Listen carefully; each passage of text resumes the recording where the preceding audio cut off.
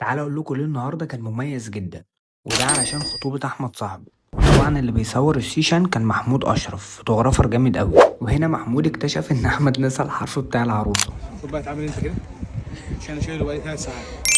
وهنا احمد بعد ما حس ان هو فرطة خلى محمود يتصرف. محمود طبعا قال لا نتصور الاول وبعد كده نشوف موضوع الحرف. بعد العربيه دي كانت موجوده عجبتني جدا، واحمد هنا واقف محتار بقول انا ايه اللي دبسني التدبيسه دي، ما انا كنت عايش مرتاح. محمود شويه وهيسيب السيشن ويمشي بسبب احمد، ولازما عشان اكتمال الفخامه كان احمد يحط ايده في جيبه. محمود بيقول له انجز معايا بقى عشان نخلص بدري بدري. ودي وضعيه من وضعيات محمود بعد ما احمد قرر انه يقف خلاص. وطبعا ناس كتير كان نفسها يعرف احمد بيقول ايه في الوقت ده، انا الوحيد اللي كنت سامعه. وهنا رجع حصل جدال تاني ما بين محمود واحمد بسبب ان في حاجات كتير مش جاهزه. وفي الاخر محمود حل الموضوع وعدى اليوم عشان ما يمسكش في احمد واحمد يمسك فيه. وفي الوقت ده قفشت احمد بيسبل للعروسه، قلت له انت بتعمل ايه يا خلبوس؟ احمد طبعا واقف زعلان عشان العروسه بتتصور لوحدها وهو واقف ما بيتصورش. هنا طبعا لحظه ادراك ان الزمن والدنيا جايين عليك بعد الفلوس اللي انت دفعتها دي كلها. هنا محمود قرر يجيب اخره من احمد بعد المناهده دي كلها، وبعد مشاوره وقرارات كتير محمود قرر ان العروسه اللي تلبس احمد الحرف. وهنا احمد كان في منتهى السعاده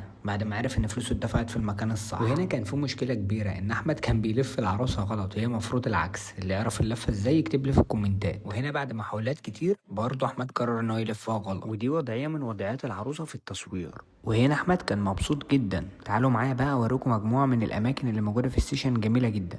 اللي يعرف اسم المكان ده ايه يكتب لي في الكومنتات. واكيد لو انت من المنصوره فاكيد انت عارف المكان ده فين واسمه ايه. ولو الفلوج عجبك تقدر تعمل له كومنت ولايك، واستنوني في الفيديوهات اللي جايه. تعالى اوريك بعد النتائج من الصور اللي محمود اشرف صورها، وكانت بصراحه مذهله وجميله جدا جدا. وما تنساش في اخر الفيديو تصلي على النبي وتقول لي رايك في كومنت.